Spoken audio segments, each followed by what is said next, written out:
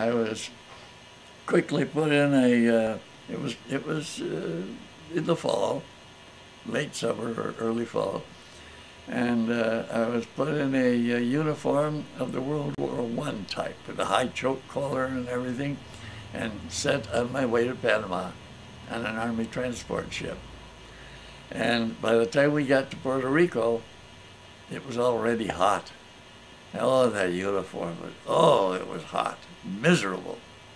Heavy wool and choke collar and everything.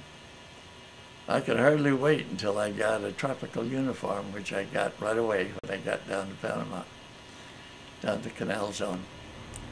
I did my recruit drill with the regiment. There were a few others. I don't know where they'd been enlisted, but they weren't from Detroit. And then I was turned to duty. And because I had that year of college, there were vacancies opening up of an administrative nature. I was promptly made an assistant company clerk because Corporal Touche was going to be promoted to be supply sergeant when the supply sergeant had finished his tour of foreign duty and got rotated back to the States. And that happened. So in due course, I became a corporal, company clerk, and then when Touche, who was sent back to the States, he'd been there quite a while, I was promoted to supply sergeant, so I made sergeant on my first enlistment, which was highly unusual in those days. You had to have something like that going for you. And from that, they needed a regimental court-martial clerk. So somebody else was appointed. My chief mechanic was promoted to supply sergeant. He was a corporal. And I became the regimental court-martial clerk. So here I am in Panama. For the first time, I started smoking.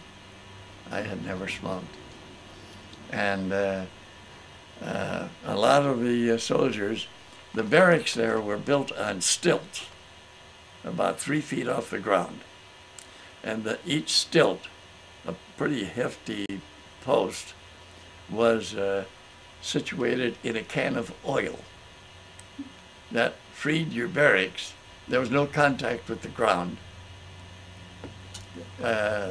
Prevented insects of all kinds from getting into your barracks. And a lot of the soldiers at night would ask me, "You want to join us down here tonight?" And I almost did, but I didn't like the odor that I smelled coming from there. Now, being a farm boy, despite being a farm boy, I had never smelled burning manure. There's no occasion for it. But to me, that's what it smelled like. I didn't know until about a year later it was marijuana that they were smoking under the barracks and trying to get me to come and join them. Oh boy.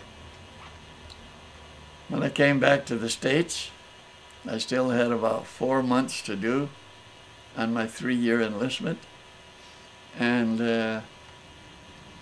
at that time, when I came back to the States, that was in early 1933, Franklin Delano Roosevelt had been inaugurated that March as President of the United States. Congress then had allowed several things. One of them was the sale of 3.2 alcohol content beer. No other liquor. The dry was on. The prohibition was still in effect, with that one exception: 3.2 alcohol content beer. I learned to drink beer.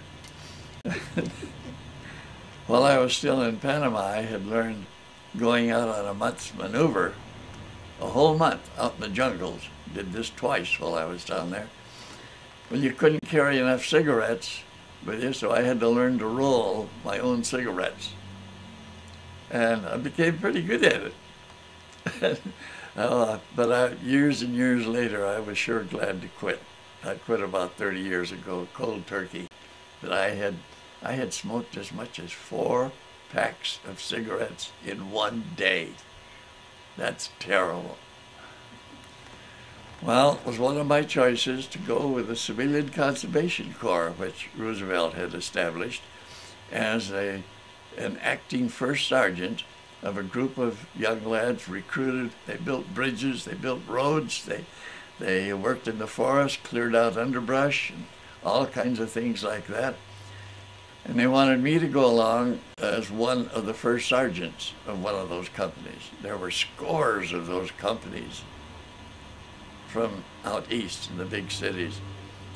Well, I didn't like that idea. So the alternative was to take a short discharge.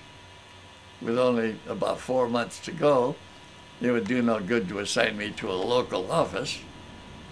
If I had gone out as a CCC company, they would have extended my enlistment for, well, I don't know how long, for the duration of that CCC company's duration out in Idaho. That's the one they wanted to send me to.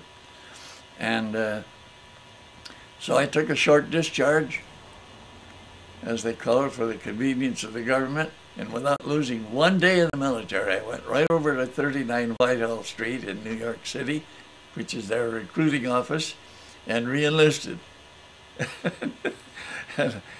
for right there in New York Harbor on Governor's Island for Fort J, 16th Infantry. And after a couple of weeks there, I was transferred to the big headquarters that was situated on Governor's Island, 2nd Corps Area Headquarters, which covered Army military stations for all of New England, down into Maryland and Pennsylvania and Puerto Rico. And I was put second in command of the Publications Division. A good job for me. I loved it.